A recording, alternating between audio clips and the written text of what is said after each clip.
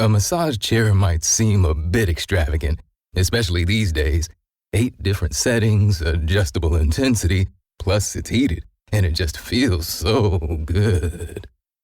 Yes, a massage chair might seem a bit extravagant, but when it can come with a car, suddenly it seems quite practical. The all-new 2025 Volkswagen Tiguan, packed with premium features like available massaging front seats, it only feels extravagant. You just realized that you needed to hire someone yesterday. How can you find amazing candidates fast? Easy. Just use Indeed. When it comes to hiring, Indeed is all you need. Stop struggling to get your job posts seen on other job sites. Indeed's sponsored jobs help you stand out and hire fast. With sponsored jobs, your post jumps to the top of the page for your relevant candidates so you can reach the people that you want faster. And it makes a huge difference. According to Indeed data, sponsored jobs posted directly on Indeed have 45% more applications than non-sponsored jobs. Plus, with Indeed sponsored jobs, there's no monthly subscriptions, no long-term contracts, and you only pay for results. How fast is Indeed? Well, in the minute I've been talking to you, 23 hires were made on Indeed, according to Indeed data worldwide. There's no need to wait any longer. Speed up your hiring right now with Indeed. And listeners of this show will get a $75 sponsored job credit to get your jobs more visibility at Indeed.com/BWN. Just go to Indeed.com/BWN right now and support our show by saying that you heard about Indeed on this podcast. Indeed.com/BWN. Terms and conditions apply. Hiring? Indeed is all you need.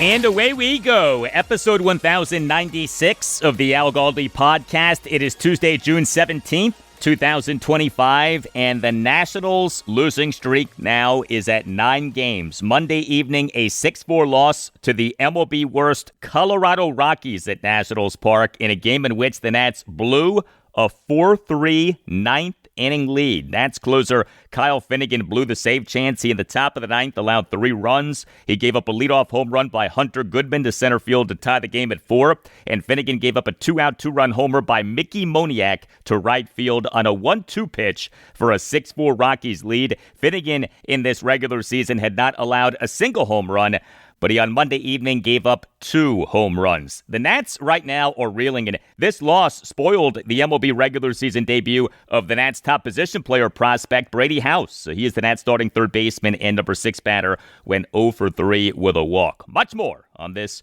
latest Nats loss later in the show. Hello and welcome to this Tuesday installment of the Al Galdi podcast. We shall see if Brady House proves to be a franchise third baseman for the Nats. Jayden Daniels, he is off to a very nice start regarding being a franchise quarterback for the Commanders, and he has become an absolute darling in the world of fantasy football. Next segment, a conversation with Dave Kluge, senior writer and podcast host for Footballguys.com.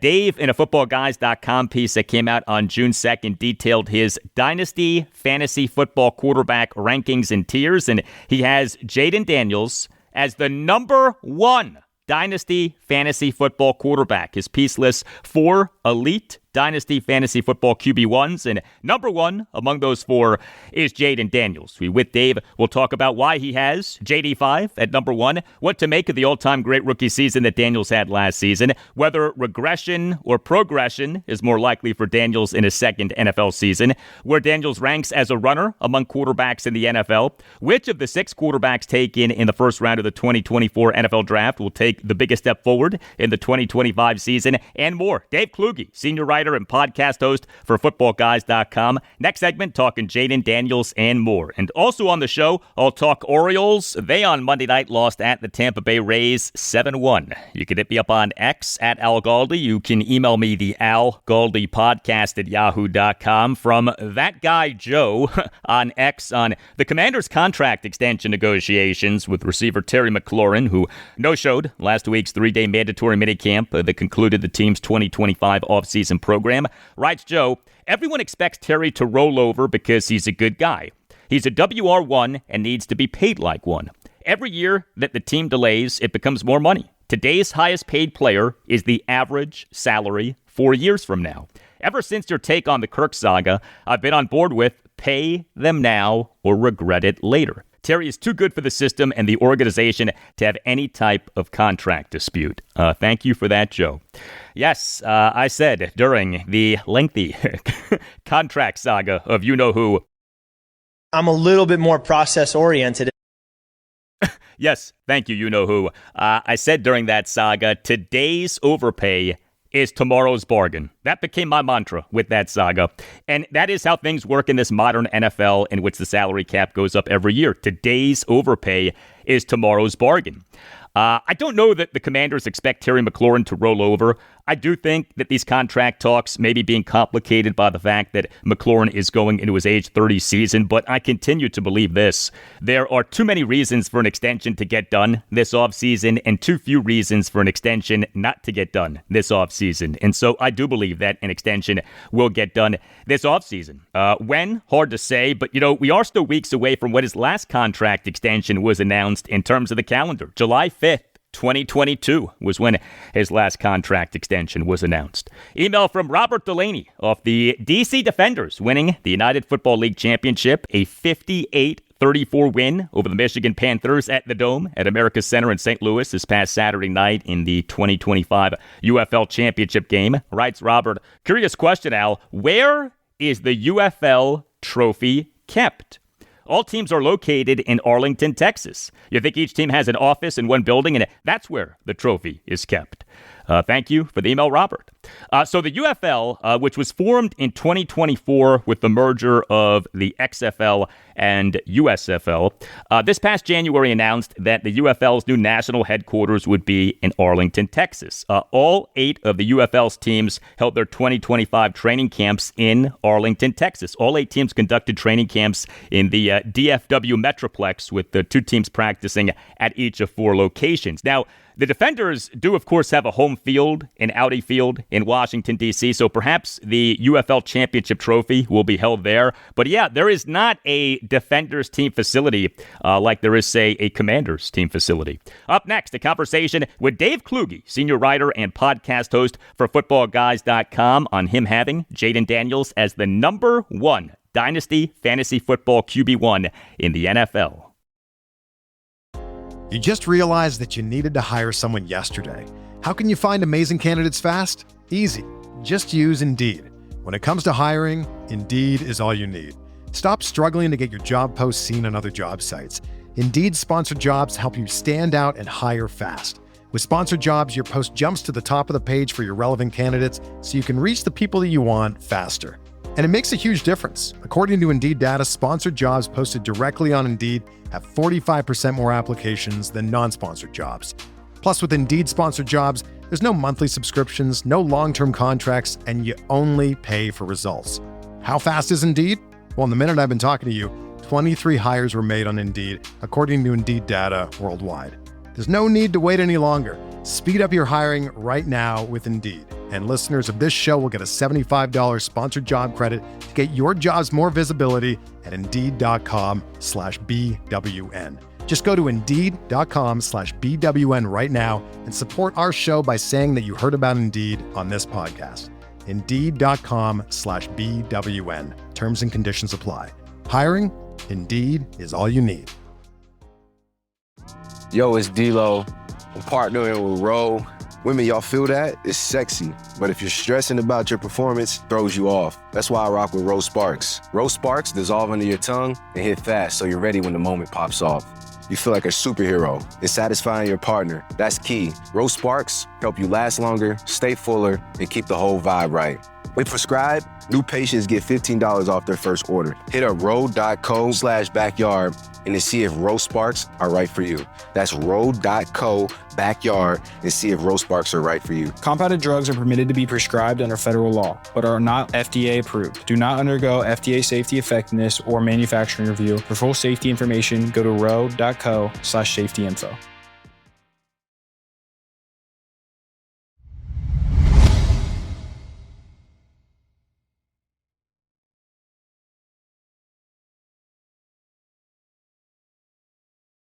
Hey, please consider subscribing to the podcast if you're not already doing that. Subscribing to the podcast costs nothing. Make sure that you never miss an episode and helps out the podcast a lot. And if you're already subscribing, thank you.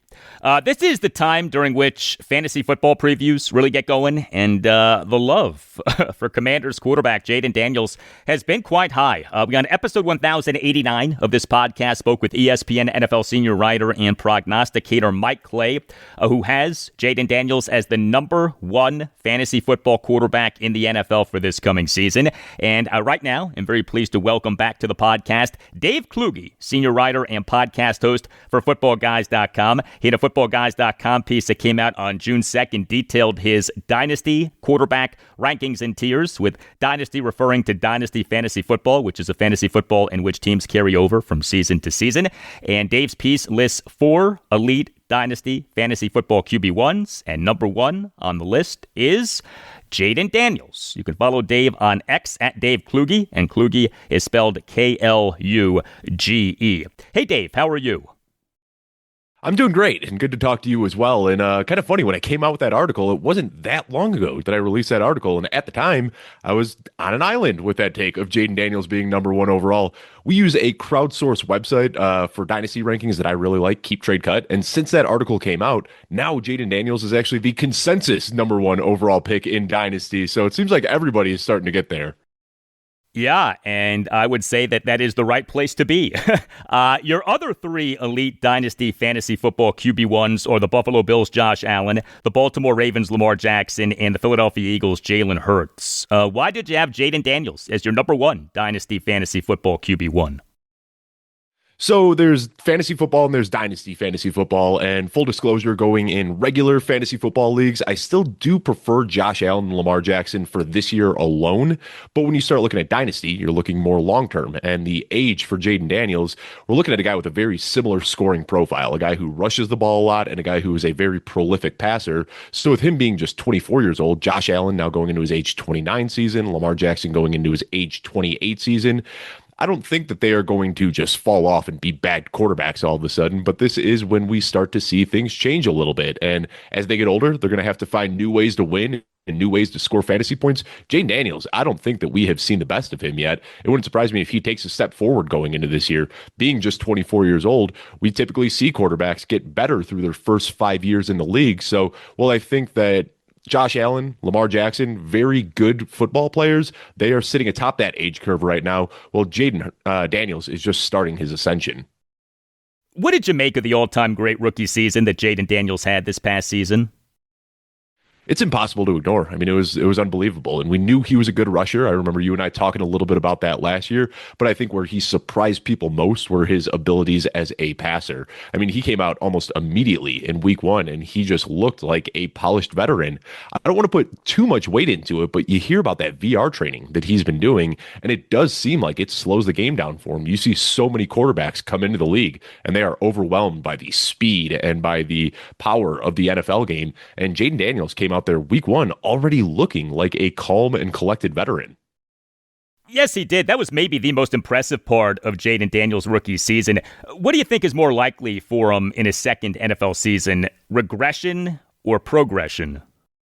I'm expecting a step forward. What we saw from Jayden Daniels, I mean, you've covered Washington for a long time. You know, this hasn't been the best offense. It's not like he was dropped into a prime situation where he just had to run the offense. This was him learning a new offense with guys that we know have talent, but, you know, Terry McLaurin had a career year, his first year with Jayden Daniels, and he was able to elevate the guys around him. So I think that's where I see promise. A lot of times when we see these rookies come out in year 1 looking good, you know, we expected it from Caleb Williams, right? I'm a Bears fan, and we drop him into a team with DJ Moore and Roma Dunze and Keenan Allen, you expect things to be good, and he still floundered a little bit. Jayden Daniels went to a team where he was able to make everybody around him better. Terry McLaurin immediately turns into the wide receiver 1 we had all imagined him to be. Zach Ertz rewinds the clock and starts playing like it's, you know, 2018 again. So that's what gives me a lot of faith, is that he has played with players and got some of the career best seasons out of them. But then I look at some of the changes that they made now going into year two, bringing in Deebo Samuel, re-signing Zach Ertz and bringing him back, who is an integral part of the offense, and also beefing up the offensive line. And I like that a lot because they didn't say, we like what we saw in year one, let's go out again and do it in year two. They are still committed to his development and putting better pieces around him and a better ecosystem to continue that development in year two. Jayden Daniels' rookie season was so interesting to me from a statistical standpoint. His traditional stats, his back of the football card stats, did not wow you really until later in the regular season. And so there was a national delay to picking up on just how well he was doing. Like with the touchdown passes, 15 of his 25 touchdown passes this past regular season came in a 5-game stretch from late November to late December. And we, during that time, had all of these great late game heroics, and his success became impossible to ignore. But Daniels, for pretty much the entirety of the 2024 regular season, was an analytics darling. He excelled in things like EPA, ESPN's total QBR, and Pro Football Focus grading. This is a real football dork question, but are there fantasy football leagues that use advanced stats as opposed to traditional stats? Funny enough, it's something me and some of my friends who are really nerds have joked about before, kind of like a rotisserie style football league where you're looking at EPA per drop back and target share for wide receivers and doing stuff like that. I don't know if there'd be much of a market for that for the casual fans, but we definitely use that in our analysis. And that's what tells us that Jayden Daniels is a good player. When you look at just the eye-popping advanced statistics, that does help insulate the value going forward. And a lot of times you can see when there are players that aren't really performing that well, but are able to pad their numbers. I mean, again, I could stick with Washington. Sam Howell, a couple of years ago, the yardage was there. He was able to accumulate the yardage that we want to see in fantasy football, but the advanced stats were terrible. And that's why we said, this is probably Fugazi. He's probably not going to be doing this for the next 5 years. Where with Jayden Daniels, not only were the surface level numbers there, but the advanced underlying statistics also tell us that he's probably here to stay. Where would you say that Jayden Daniels ranks as a runner among quarterbacks in the NFL? I would put him ahead of Josh Allen. Josh Allen is never a guy who's going to flirt with 1,000 yards in a season. He's just a very different type of runner. He's the type that'll just run through a defender and pick up that first yard line or that first down, even if he's a couple yards away from it. But Jayden Daniels really has that explosiveness, and that is what we want to see in fantasy football. I don't know exactly how I'd rank them, but there's 3 guys that I see that have the same rushing upside. Lamar Jackson and Jayden Daniels, of course, and then Justin Fields, who's starting for the Jets this year. Now, Justin Fields isn't anywhere near the passer that Lamar Jackson and Jayden Daniels can be, but he does have that same rushing upside. So for me, I think I'd say Justin Fields is probably the best rushing quarterback in the NFL. Of course, it's harder for him to do that because he doesn't have the same threat of being a passer. Jayden Daniels and Lamar Jackson, very, very similar. And because they have that deep ball, because they can attack in the pass game from anywhere on the field, it opens up rushing lanes, which just allows them to consistently rip off the big plays. So either second or third overall, I'd say. From a fantasy football perspective for just the 2025 season, which NFC East quarterback do you like best, Jayden Daniels or Jalen Hurts? Jayden Daniels easily. His way of accumulating points is just such an easier bet to make. At the end of the day, touchdowns are great, but they are really hard to predict year over year. And right now what Jalen Hurts is doing is frankly unsustainable. Since 2021, he is leading the league in rushing touchdowns. He's got more rushing touchdowns than Derrick Henry as a quarterback, and that's great, but you're basically banking on him to score double-digit touchdowns every single week or every single year. At the end of the day, Jalen Hurts didn't even crack 200 passing yards per game last year. This is a team that is content to just let Saquon Barkley run the ball a lot, and there was some luck in Jalen Hurts' scoring last year where they went down at the 1-yard line more than any other team in the NFL. So it's really tough to bank on that year after year. The upside is still there for Jalen Hurts, and I've got him as my QB7 in rankings. I've got Jayden Daniels technically as my QB3 in 2025 rankings, but he is in the same tier as Josh Allen and Lamar Jackson. So a lot of drafters prefer Jackson and Allen because they have had the sustained productivity for years. I would much prefer to wait until after those guys go off the board and then get Jayden Daniels, who I think has the same range of outcomes, maybe even a higher ceiling. We're talking with Dave Kluge, senior writer and podcast host for Footballguys.com. 6 quarterbacks were taken over the first 12 picks of the 2024 NFL Draft. The Chicago Bears took Caleb Williams at 1. The Commanders took Jayden Daniels at 2. The New England Patriots took Drake May at 3. The Atlanta Falcons took Michael Penix Jr. at 8. The Minnesota Vikings took J.J. McCarthy at 10, though he did not play at all last season due to a knee injury. And the Denver Broncos took Bo Nix at 12. You mentioned that you are a Bears fan, but which of the 2024 first-round quarterbacks do you see taking the biggest step forward this coming season?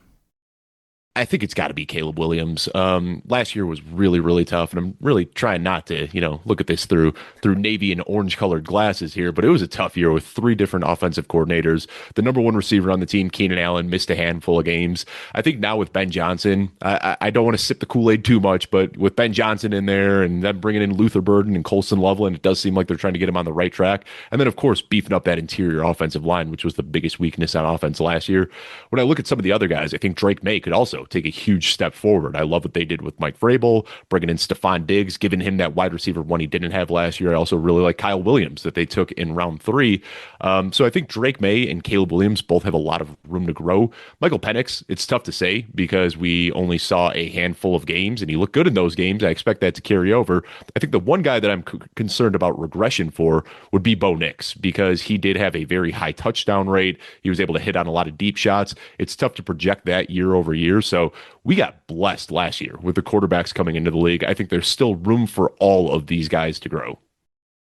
We in the Washington, D.C. area do have interest in Caleb Williams, not just because he was drafted 1 spot ahead of Jayden Daniels, but because Williams is from this area. He went to Gonzaga College High School in Washington, D.C. It is true that he was thrust into a terrible situation with the Bears last season, with them during last season firing their offensive coordinator, Shane Waldron, and then firing the head coach, Matt Eberflus. But it's also true that Williams himself needs to be better. Where does he most need to be better?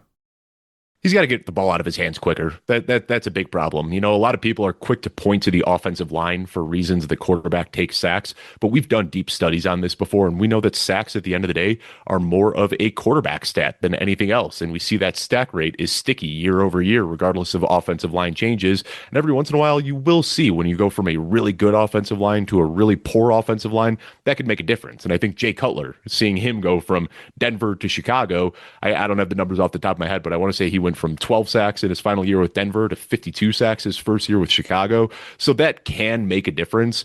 And I think that Ben Johnson is a smart quarterback or a smart coach, and he's going to scheme up ways to get the ball out of Caleb Williams' hands quickly. I already talked about the additions they made to the interior offensive line, Drew Dahlman, Jonah Jackson, and Joe Thuney. That should help. But at the end of the day, he needs to get rid of the ball quicker. This isn't college. And in college, he was able to use his athleticism to dance around in the backfield and extend these plays and make these miraculous things happen. You can't get away with that in the NFL the way that you can in college. So I'm hoping that he can get coached up a little bit by Ben Johnson. I'm hoping that the pieces in the interior offensive line can help. But that is a big issue last year. He just holds on to the ball too long.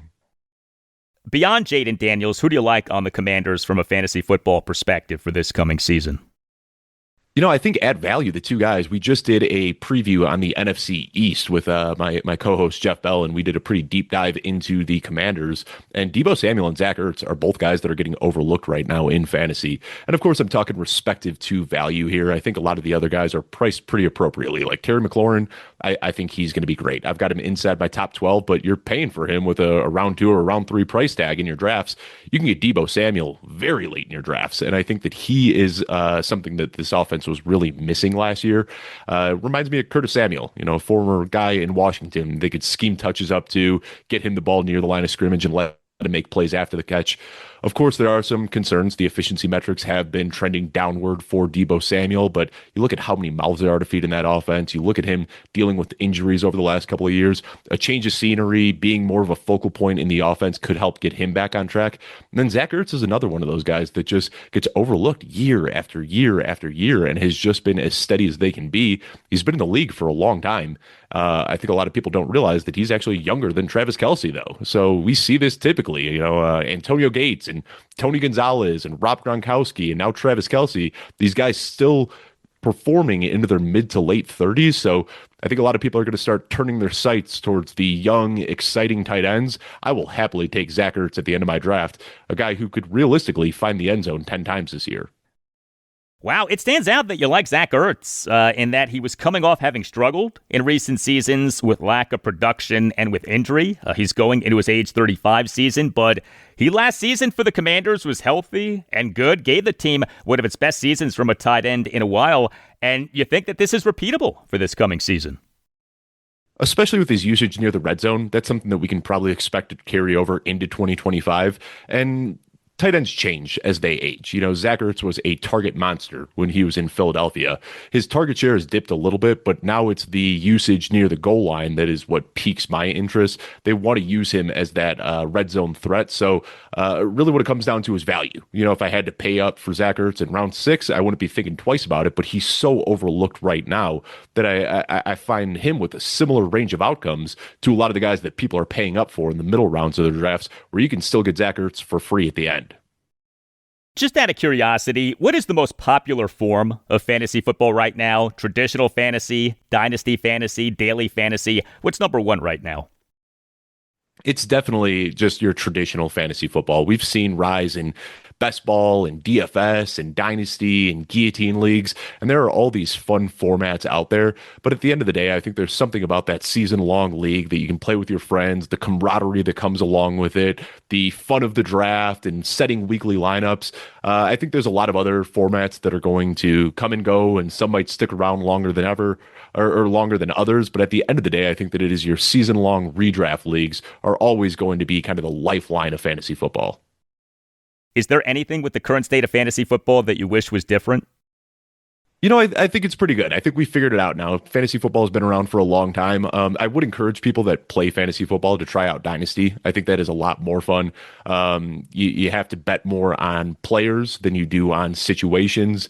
The mayhem of one season, injuries, and so many things can derail your draft. With Dynasty, taking a more long-term approach, you can do different things. Not everybody's trying to do the same thing, which is score as many points as they can on a weekly basis. You might have a team that isn't set up to win this year, so you can start trading your veterans away for future draft picks, and it does add new strategy and element to the game. So for people that enjoy fantasy, I'd recommend trying to do that. But at the end of the day, I think fantasy football, we've got to figure it out, and it's pretty fun as is.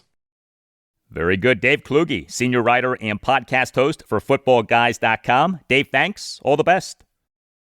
Thank you so much, Al. Have a good one. All right. Hey, if you are planning a party or a family reunion or a wedding or a corporate gathering and aren't sure where to start or what to do, no worries, no stress. Just visit cateringbyuptown.com and make sure that you mention that Al Galdi sent you. Catering by Uptown is run by the Pereiras, who are great Commanders fans and loyal supporters of this podcast. Catering by Uptown provides both great service and a great price. Catering by Uptown is a family business, and it specializes in handling everything so that you don't have to. Catering by Uptown understands that special events deserve to be celebrated in style. Catering by Uptown takes care of every detail so that you can enjoy your event. Catering by Uptown is committed to meeting your needs and exceeding your expectations. Great service, amazing cuisine, and reliability are the foundation of what makes Catering by Uptown one of the most referred caterers throughout Maryland, Washington, D.C., and Northern Virginia. And know this, if you visit cateringbyuptown.com and click on venues, you can set up your own personal tour of one of Catering by Uptown's premier venues, including outstanding waterfront venues. Catering by Uptown offers the ability to coordinate services at over 100 of the best reception halls, vineyards, farms, historic homes, event venues, banquet facilities, and wedding venues in the area. Visit cateringbyuptown.com and make sure that you mention that Al Galdi sent you. That's cateringbyuptown.com and make sure that you mention that Al Galdi sent you.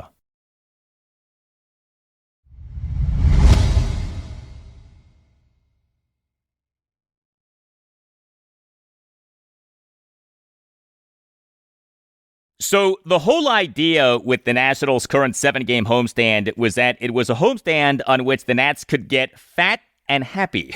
Homestand on which the Nats were to face the two worst teams in the National League East, worst Miami Marlins and MLB-worst Colorado Rockies. Well, the Nats now have lost the first 4 games of this homestand and now have lost 9 consecutive games overall. Monday evening, a 6-4 loss to the Rockies at Nationals Park in a game in which the Nats blew a 4-3 ninth-inning lead. A nightmare of a start to this 4-game series against the Rockies. The Nats now are at a new low point in MLB's 2025 regular season. 12 games below 500, 30-42 with a run differential of -65. The Rockies in this regular season now are an MLB-worst 15-57.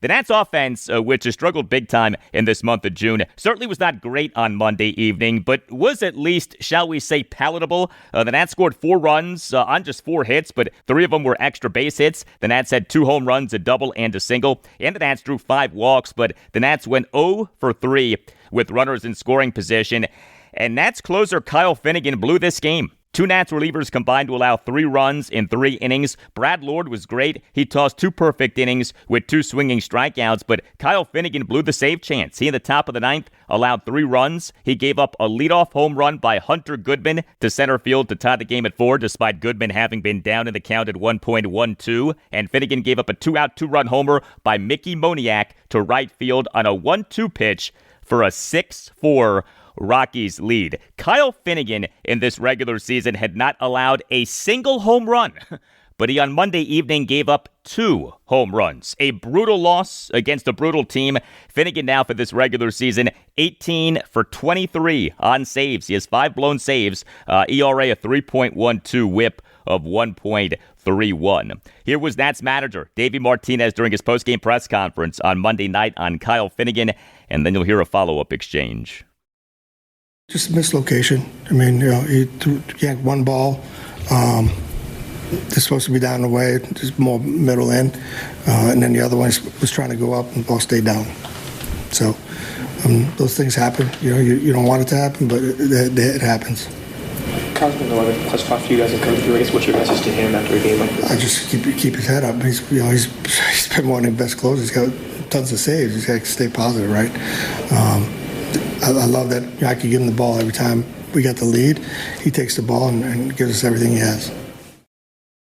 Well, we had major roster news for the Nats over Sunday and Monday. The Nats on Sunday evening announced having optioned outfielder Robert Hassel III and infielder Jose Tena to AAA Rochester. And the Nats on Monday afternoon announced having selected the contract of third baseman Brady House from AAA Rochester, having recalled outfielder Dalen Lyle from AAA Rochester, and having designated infielder Juan Yepes for assignment. So a key prospect in Robert Hassel III, who had been struggling, got sent back to Rochester. But another key prospect in Dalen Lyle was brought back up from Rochester. And in the biggest item, Brady House was promoted to the majors. This is Brady House's age 22 season. The Nats took him with the number 11 overall pick in the 2021 MLB draft out of a high school in Georgia.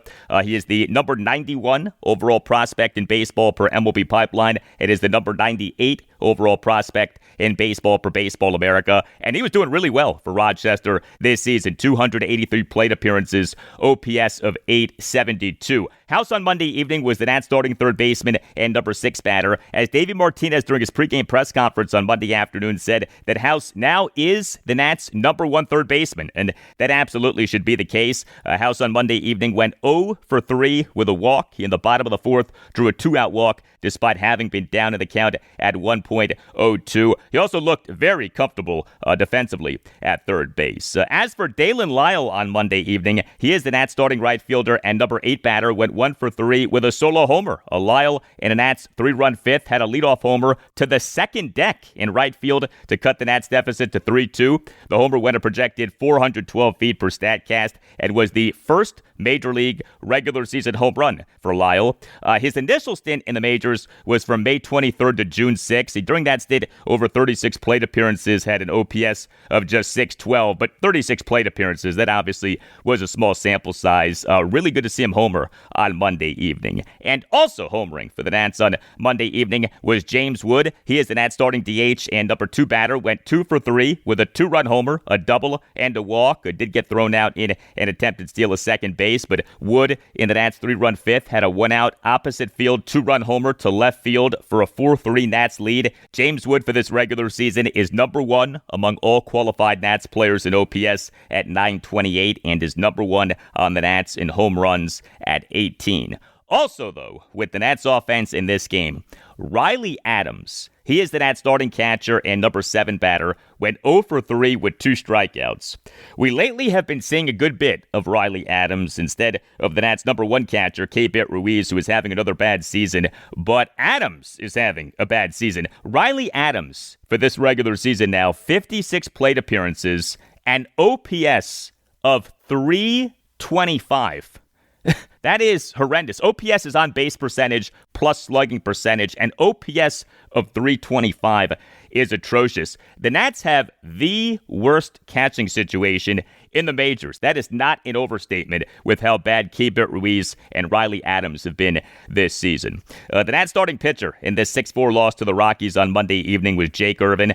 He allowed 3 runs in 6 innings with 5 strikeouts versus 1 walk. He gave up 5 hits, which were a home run, a triple, a double, and 2 singles. He threw a lot of strikes, 91 pitches, 61 strikes, just 30 balls. But Irvin again struggled in a first inning.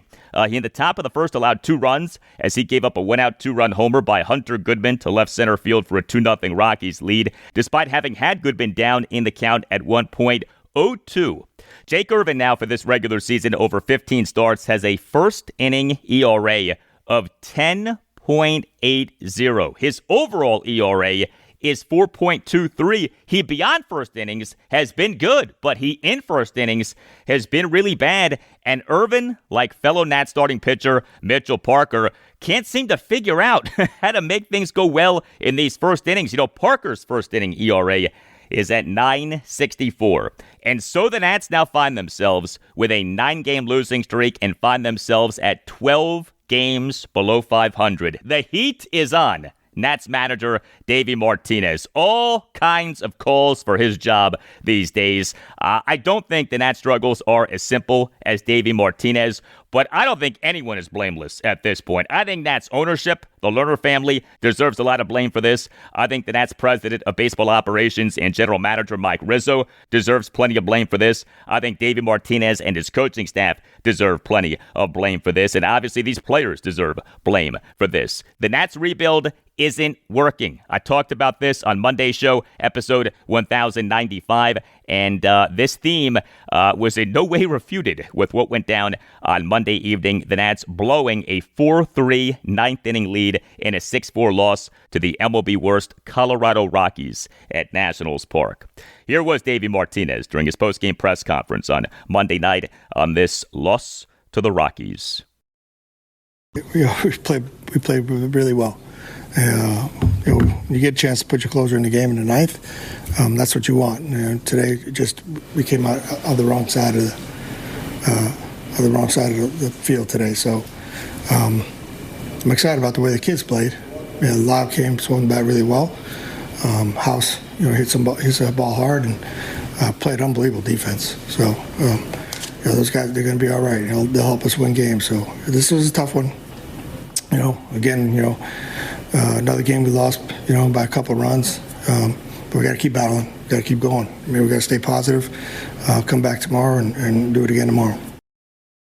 And regarding everything that's going on with the Nats right now, like most things in life, this starts at the top. This starts with ownership. This starts with the Lerner family. And as we have talked about on this podcast, I have major questions. I don't know how you don't have major questions about the commitment of the Lerner family to owning the Nats. I think that if the Lerner family could get the price that the family wants for the Nats, the team would be sold. I do not think that the Lerner family is all in on owning the Nats. And to that end, how about what was written by MLB insider Chelsea Janes of the Washington Post in a piece that came out on Monday? Quote, The Lerner family conglomerate has recently been so bound by inertia that more than one person in the organization has wondered whether anything short of scandal would push it to make changes to on-field or front office leadership at all, let alone commit hundreds of millions to the kind of players that would help the young Nationals transform the way Jason Worth and Adam LaRoche did in the good old days, end quote. I mean, how about that? Anything short of scandal necessary to push the Lerner ownership group to make changes to on-field or front office leadership at all. You talk about a checked-out ownership. If that is in fact the case, then I don't know that there is much hope for the Nats until the team is sold. I mean, point blank, right? If you have ownership that is checked out, then forget about it. You basically don't have a chance. Game 2 for the Nats against the Rockies at Nationals Park Tuesday evening at 6:45. Michael Soroka will be the Nats starting pitcher. You just realized that you needed to hire someone yesterday. How can you find amazing candidates fast? Easy. Just use Indeed. When it comes to hiring, Indeed is all you need. Stop struggling to get your job posts seen on other job sites. Indeed sponsored jobs help you stand out and hire fast. With sponsored jobs, your post jumps to the top of the page for your relevant candidates so you can reach the people that you want faster. And it makes a huge difference. According to Indeed data, sponsored jobs posted directly on Indeed have 45% more applications than non-sponsored jobs. Plus, with Indeed sponsored jobs, there's no monthly subscriptions, no long-term contracts, and you only pay for results. How fast is Indeed? Well, in the minute I've been talking to you, 23 hires were made on Indeed, according to Indeed data worldwide.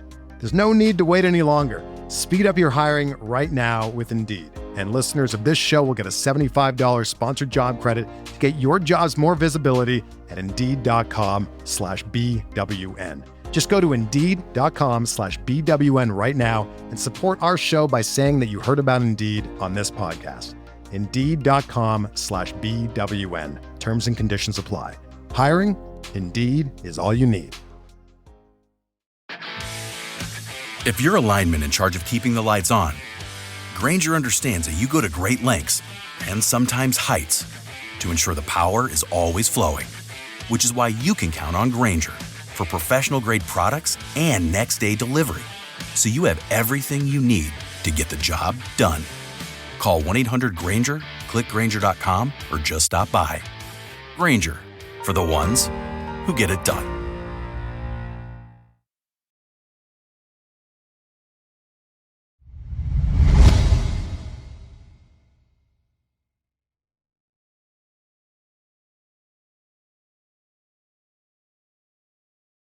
Well, the Orioles' 3-game winning streak ended on Monday night and ended with a thud. A 7-1 loss at the Tampa Bay Rays in Game 1 of a 4-game series. So the O's in MLB's 2025 regular season now are 30-41, third worst record in the American League, and now have a run differential of -79, second worst run differential in the American League. A bad outing for starting pitcher Zach Eflin, who the O's acquired via trade with the Rays. So the O's last July 26th announced having traded 3 prospects to the Rays for Eflin. But Eflin on Monday night allowed 7 runs in 5 innings. He gave up a whopping 12 hits, which were 2 home runs, 3 doubles, and 7 singles. He issued 2 walks. He recorded just 2 strikeouts. He did throw a lot of strikes, 76 pitches, 50 strikes versus just 26 balls. I tell you, Eflin pretty much always throws a lot of strikes, no matter how many runs he gives up. But he on Monday night also committed a throwing error. Here was Orioles interim manager Tony Mansolino during his postgame session with reporters on Monday night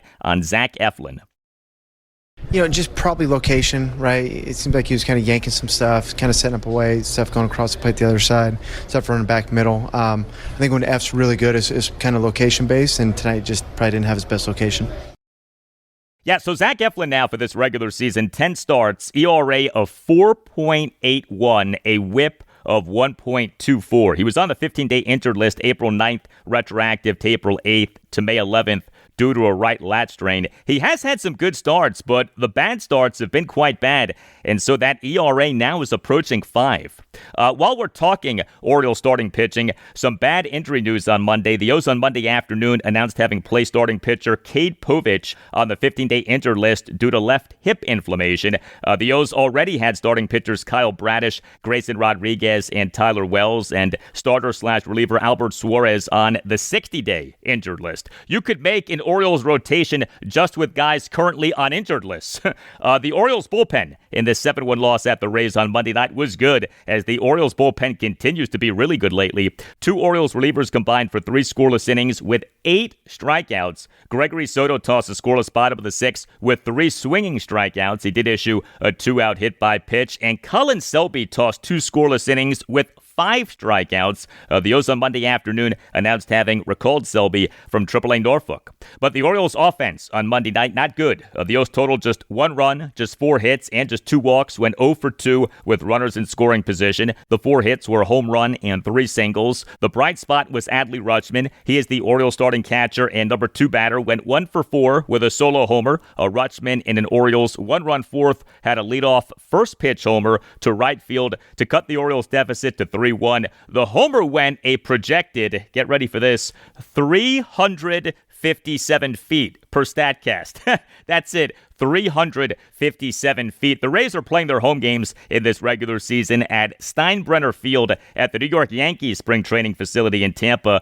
This due to the Rays home ballpark, Tropicana Field, being unavailable due to extensive damage caused by Hurricane Milton. So yeah, 357 feet was all that was needed for that Adley Rutschman home run. But Adley Rutschman continues to be a lot better lately. He, for this month of June, now has an OPS of 1,023. Game 2 for the O's at the Rays, Tuesday night at 7:35. Dean Kramer will be the Orioles starting pitcher.